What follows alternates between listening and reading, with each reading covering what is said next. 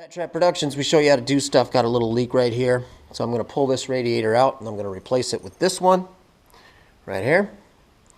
This is a 1986 first generation Toyota 4Runner with the 22RE bulletproof inline 4-cylinder. I'm going to take the coolant cap off. Take this hose off. Start draining it right now, actually.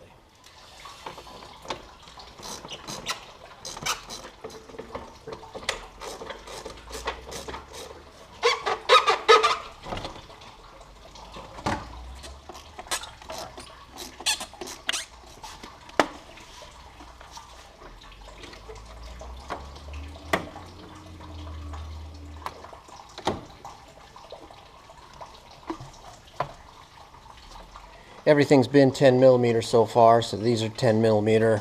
That's 10 millimeter, so I moved that. Now I'm going to take these.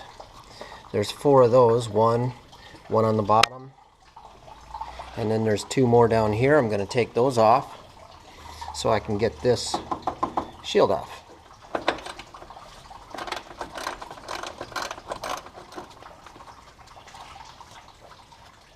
Just to make it easier to get the lower radiator hose off, I'm going to remove this shield.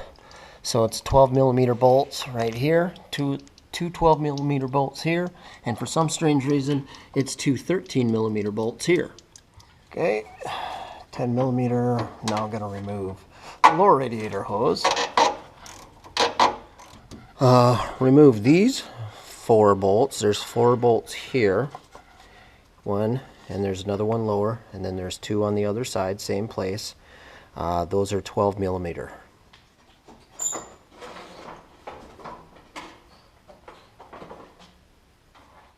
Okay, now we just got to prep the radiator.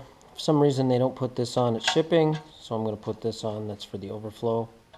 10 millimeter wrench. They bent this at shipping, so I'm going to have to bend it back.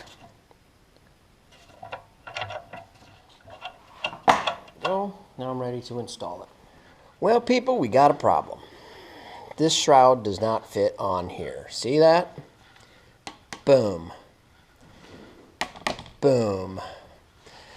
It fits on the stock one, but it doesn't fit on this, and that's because this radiator is not tall. It's supposed to be like 18 inches from here to here, height-wise, and it's like 17 inches. So what I'm going to need to do is cut this guy. So I'm going to mark it with a pen, and I'm just going to cut it out. Okay, now that I cleaned it up,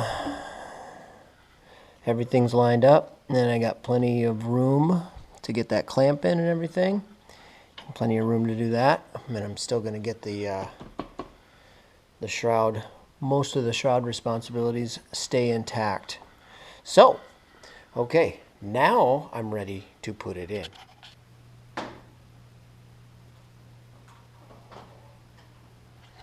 So I got these started up here. So I'm just gonna put these in, tighten those down, and put the 2 on the bottom, tighten those down.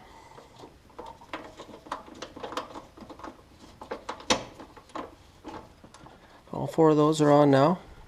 So now what I'm going to do is attach this guy.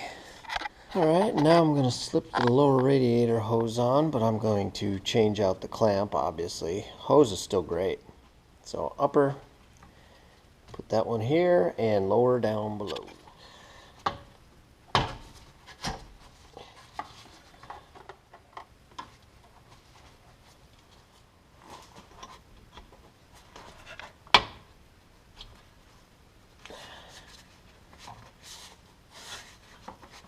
Okay, I put this back on for the overflow.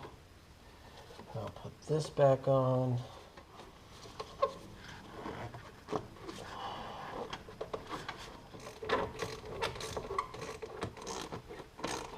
I got this for the air box on. That's on. That I never moved.